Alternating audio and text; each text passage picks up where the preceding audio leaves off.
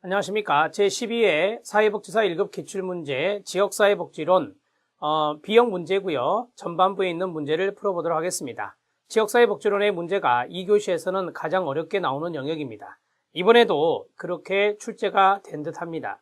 그래서 지역사회복지론은 여러분들이 전략 영역으로 삼는 것보다는 앞에 있는 두 영역이 있죠. 실천론과 기술론을 전략 영역으로 삼는 것이 출제 경향에 맞는 내용이다. 이렇게 설명할 수 있고요.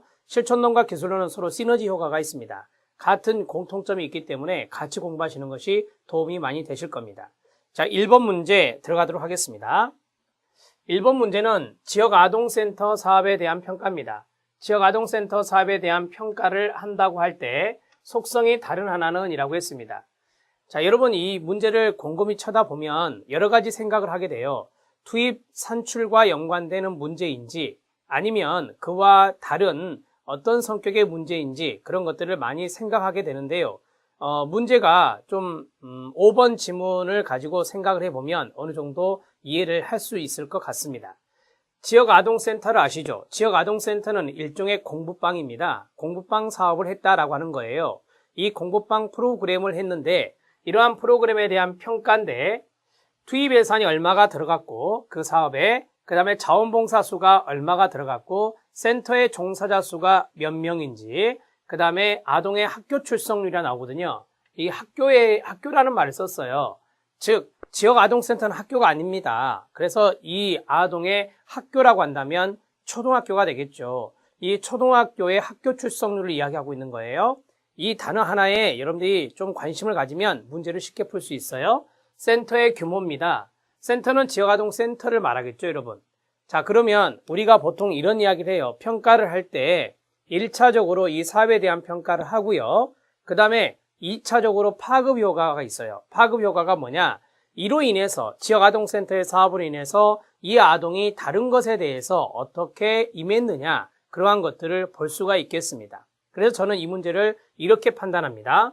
지역아동센터 사업에 대한 평가에서 투입 예산이 얼마가 들어갔느냐, 이것을 1차 평가라고 한다면 1차 평가라고 하고 그 다음에 자원봉사자 수, 여기에 투입된 자원봉사자 수도 1차 평가의 성격이 있겠습니다.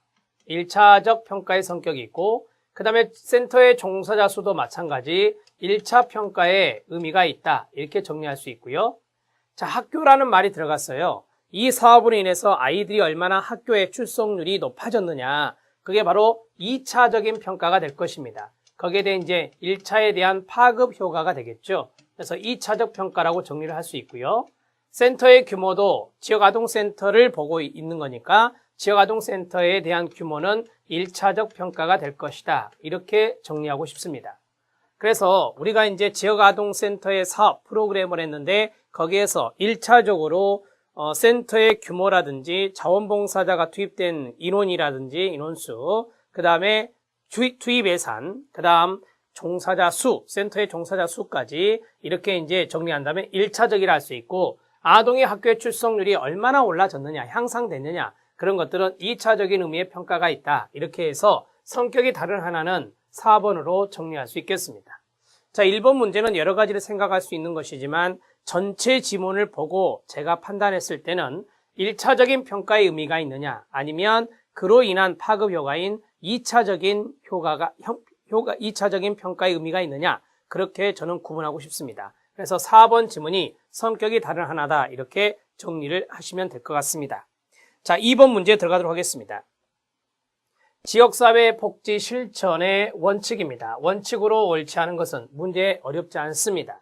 지역사회에 대한 지역 주민의 불만이 있으면 그걸 집약해야 합니다. 불만 집약 맞습니다. 사업 추진의 효율성을 위해서 지역사회 능력 탐색은 보류될 수 있다. 아니죠. 지역사회 역량이 얼마가 되는지, 지역사회 능력이 어느 정도 되는지 탐색해야 될 것입니다. 자, 그 다음에 세 번째입니다. 지역사회에서 달성하려는 공동의 목표와 이를 실천할 수 있는 방법을 수립합니다. 달성하려는 공동의 목표가 있을 건데요. 그 목표와 실천할 수 있는 방법들을 수립해야 될 것입니다. 계획을 세우라라고 하는 겁니다. 계획 수립입니다. 지역사회복지 실천에도 계획 수립이란 것이 중요할 수 있거든요. 지역 주민들이 자유롭게 의사를 표현하도록 한다. 주민 참여와 연관성이 있죠. 주민 참여는